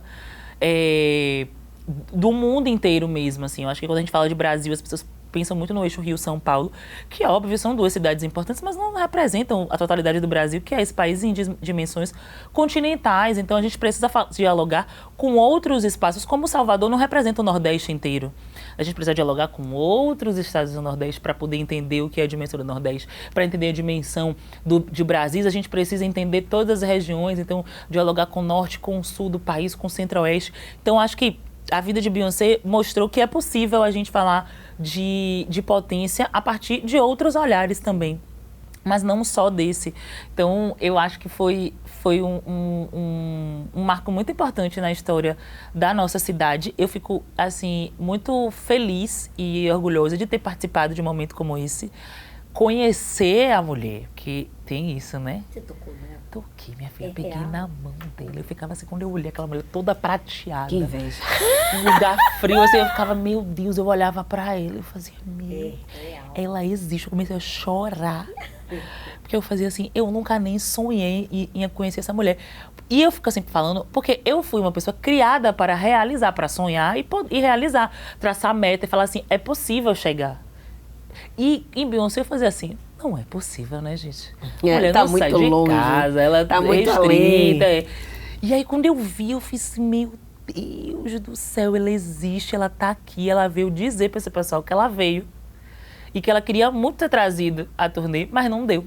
Porque os brasileiros foram tão atrás dela na turnê inteira. E eu achei muito legal, assim, ela podia ter mandado um vídeo, né? Ela podia ter postado um story, falado, Brasil. Mas ela veio dizer a gente, assim, eu vi algumas pessoas depois, mas ela podia ter cantado. Eu falei assim, gente, ela foi cantar em tudo que é lugar. Aqui ela veio dizer a gente, de Brasil, eu amo vocês, me desculpe, eu queria muito ter vindo, mas não deu. Mas ela veio dizer isso pra gente. Eu achei, assim, de uma educação. Eu achei de uma educação, mas de uma consideração. Ela ter pego, assim, já tinham mais acompanhado da história, porque o povo ficava monitorando, minha filha. Aí eu lembro que a gente passava e o povo fazia, Val, você sabe? Eu fazia, gente, ela sabe! Eu fazia, eu não sei. As pessoas extasiadas, mas muito legal também ver depois como as pessoas comemoraram. E como, mais uma vez, a gente pensou em quem estava ali no final, quem estava ali sendo recepcionado, e quem era convidado, e como a equipe dela estava alinhada também aos nossos valores. A equipe dela estava muito preocupada em atingir esse público mesmo, que era o fã dela, que talvez nunca conseguisse estar num show, que não conseguisse pagar, né, uma passagem para estar ali. Então, vamos proporcionar, porque se rolar desse fã aí, massa, mas ele já viu aqui na cidade dele também.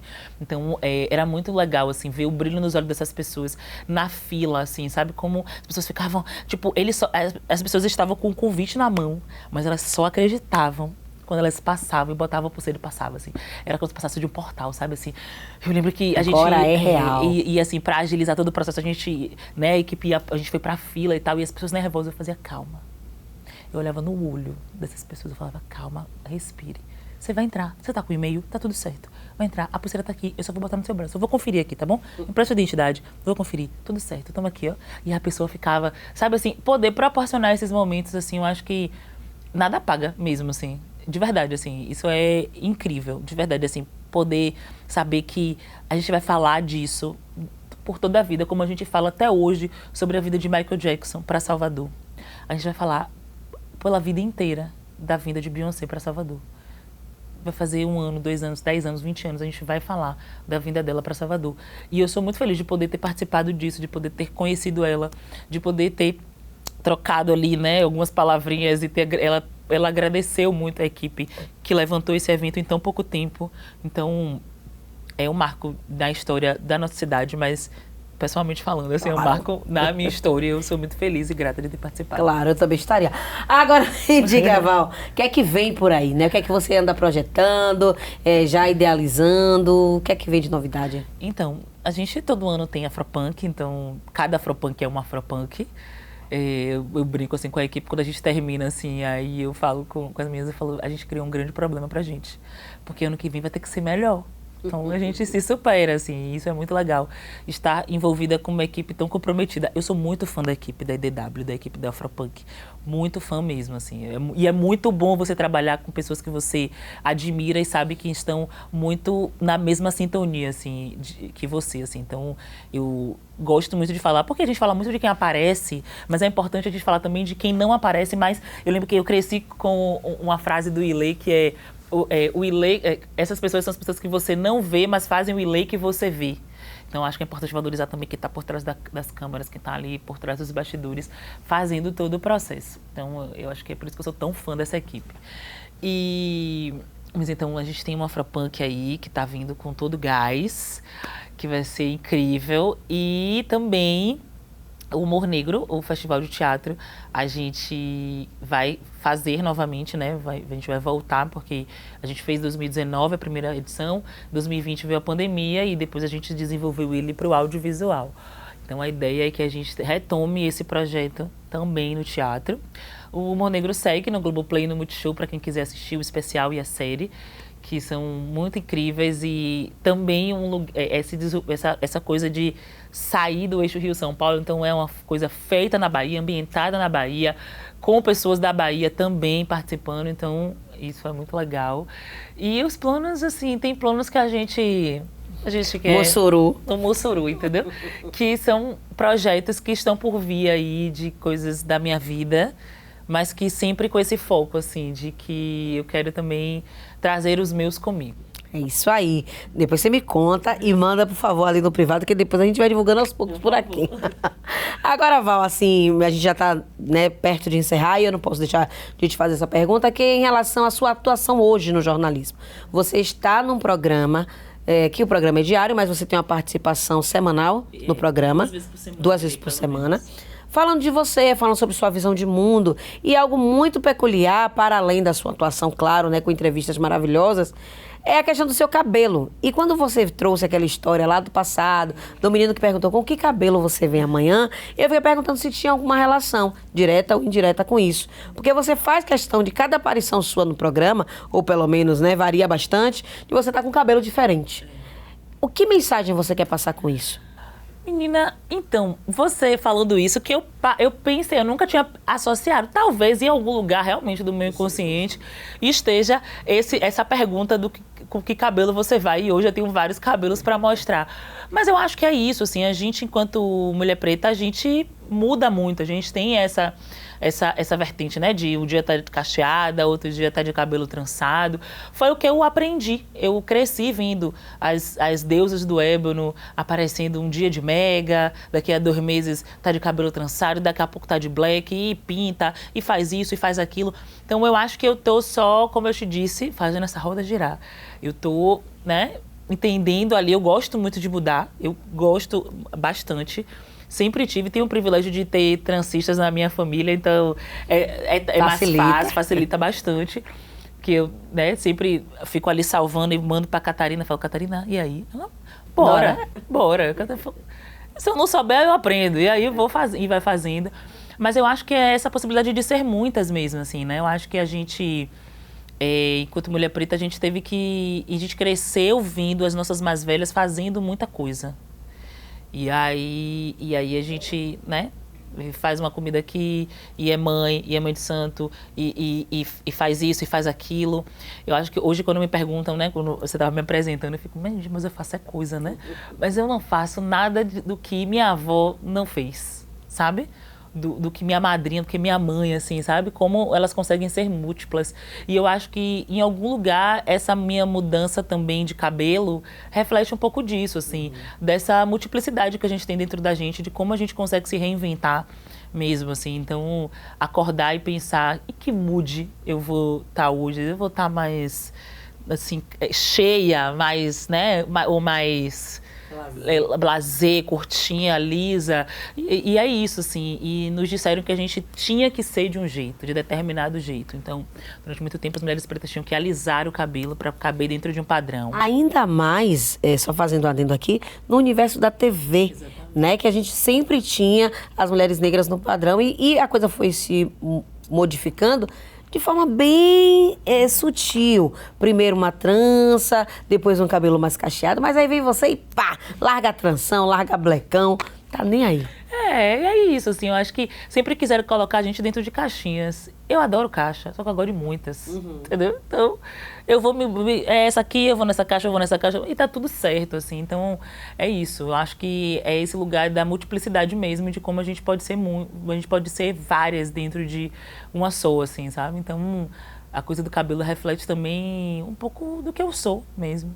Acho que eu não sou uma coisa só, sabe? E a gente muda também, né, com o tempo. A gente muda de opinião, muda de jeito, então acho que o cabelo é um pouco disso também.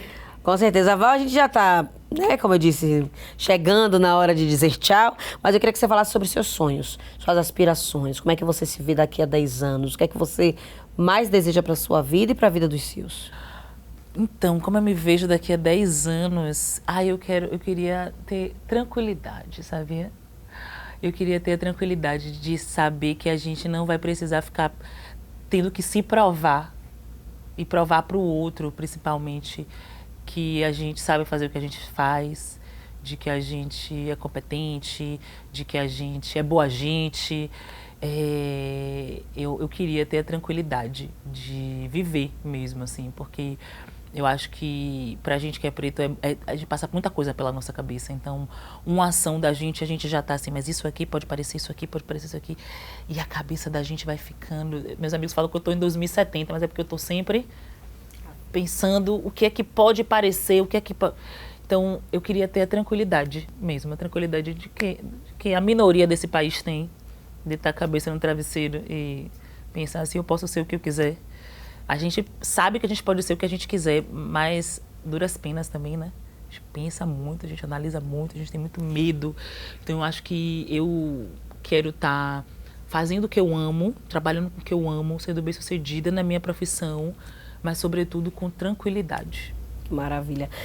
Só para encerrar, eu vi um meme essa semana, uma brincadeira feita na rua, né? Esse pessoal que faz pegadinhas e tal. E era um questionamento e que eu vou trazer para você, né? Se você pudesse elencar 3 coisas, para além dessa que você já citou, né, da tranquilidade, mas 3 coisas que você pudesse fazer no seu dia a dia e que as pessoas brancas fazem de uma forma tranquila. O que é que você gostaria de fazer? 3 coisas que os brancos bem-sucedidos fazem no seu dia a dia que você gostaria de fazer. Primeiro, sair de casa vestido de qualquer jeito. Eu me amar, porque a gente pensa muito, né? Coisa que a mãe fala, não pode sair, tem que vestir essa roupa, tem que sair arrumadinho. eu vou dizer uma coisa que eu acho que que eu não conseguiria, que a gente não conseguiria, porque, né, mas que é ter a tranquilidade de ser mediano. A gente está sempre correndo atrás de ser incrível, bom, muito bom no que a gente faz. Eu acho que a branquitude, ela é mediana e é tratada, eu até falo sobre isso no meu TED, assim, que é... Eles são tratados como incríveis o tempo inteiro. E às vezes eu olho e falo assim, pô, eu acho você incrível. Mas eu não posso dizer. Então a tranquilidade e a liberdade para ser mediano, sabe? E a outra, deixa eu pensar, são algumas coisas, né? Que eles podem... eu queria ser herdeira.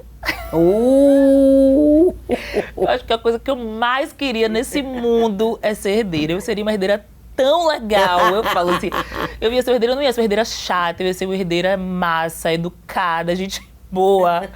Eu ia tentar fazer pelos meus. Talvez eu não fosse mais herdeira, que a gente tem tanta gente pra ajudar que uma hora essa herança podia acabar. Mas eu acho que é isso. Val, eu adorei a nossa conversa, viu? Deixa aí seu Instagram, suas redes, para as pessoas te acharem, acompanharem ainda mais o seu trabalho. Muito boa sorte, muito obrigada por ter vindo aqui, dar essa entrevista, bater esse papo comigo e até uma próxima, viu? Cristiane, eu que agradeço mesmo, assim, fiquei muito feliz com o seu convite, gosto muito de você, já te falei isso. Você faz parte de um momento muito importante da minha história, que foi a transmissão no Carnaval. Sim. A gente fez juntas ali, primeira vez que eu fiz a transmissão lá da saída do Ilê. E primeira vez que me vesti de Ilê, pois claro, ela que me montou. E aí, a gente tá ali nos 50 anos do Ilê, fazendo essa transmissão, uma coisa que jamais esquecerei. E que bom que foi com você, já te disse isso no WhatsApp, disse isso no off. Muito bom ter sido com você, então... Muito feliz com o seu convite, muito feliz de estar aqui, muito feliz de bater esse papo, que é um papo que flui, que a gente nem vê o tempo passar. Muito obrigada mesmo. Muito obrigada pela sua existência, a sua presença é muito importante. Eu te disse isso também, como ter você nesse lugar é importante, em todos os lugares que você ocupa, ter você é muito importante.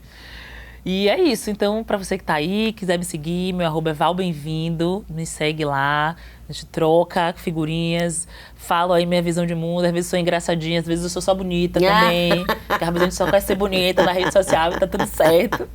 Mas também falo sobre muitas coisas, assuntos sérios e assuntos bobos também, que é bom para dar uma desanuviada. É isso aí, minha gente. Vamos ficando por aqui. Lembre que toda segunda, 13h, tem Azeviche aqui na sua TV Câmara e também acompanha a gente nas redes sociais, viu? Você só tem a ganhar. Um beijo pra todo mundo e até a próxima.